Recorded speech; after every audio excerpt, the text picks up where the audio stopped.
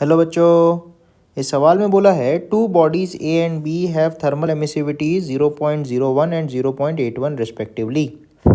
The outer surface areas of two bodies are the same. The two bodies emit total radiant power at the same rate. Wavelength lambda b corresponding to maximum spectral radiance in the radiation from B is shifted from wavelength corresponding to the maximum spectral radiance from A by 1 micrometer.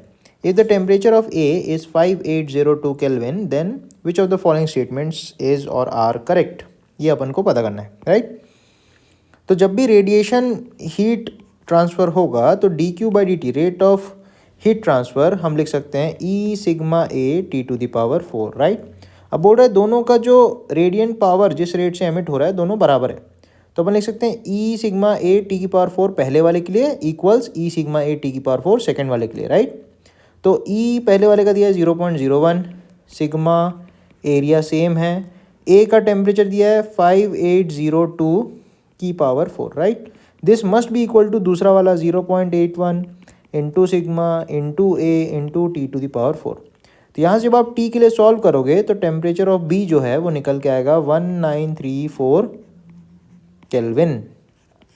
तो एक data ये निकल के मिलता है हमको. अच्छा, अब बोल रहा है कि वेवलेंथ की बात बता रहा है, ठीक है? अपन को वेवलेंथ भी कंपेयर करानी है, राइट? तो वेवलेंथ के लिए हमें वीन्स डिस्प्लेसमेंट लॉ का यूज़ करना पड़ेगा, वीन्स लॉ. तो वीन्स लॉ क्या बताता है? लैम्डा जो भी मैक्सिमम वाला होगा into T equals to constant होता है जिसको अपन वीन्स कॉन्स्टेंट बोलते हैं, उसकी वैल्यू होती है 2.898 इंटू 10 की पावर -3 मीटर केल्विन, राइट? तो ये वो कॉन्स्टेंट की वैल्यू होती है.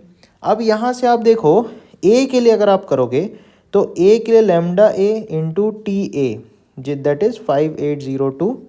तो यहाँ से आपको लैम्डा ए निकल जाएगी 2.898 into 10 to the power -3, right? तो यहाँ से लैम्डा ए आ जाएगी.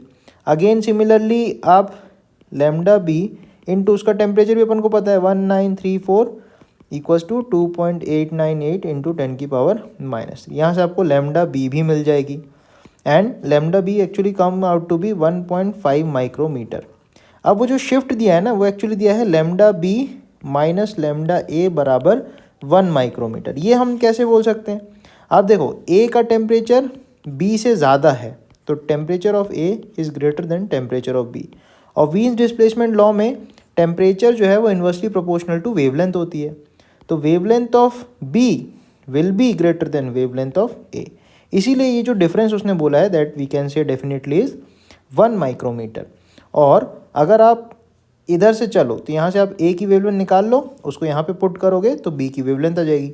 अदरवाइज अपने पास वीन्स डिस्प्लेसमेंट लॉ है, वहाँ से भी वेवलेंथ ऑफ बी हम निकाल सकते हैं.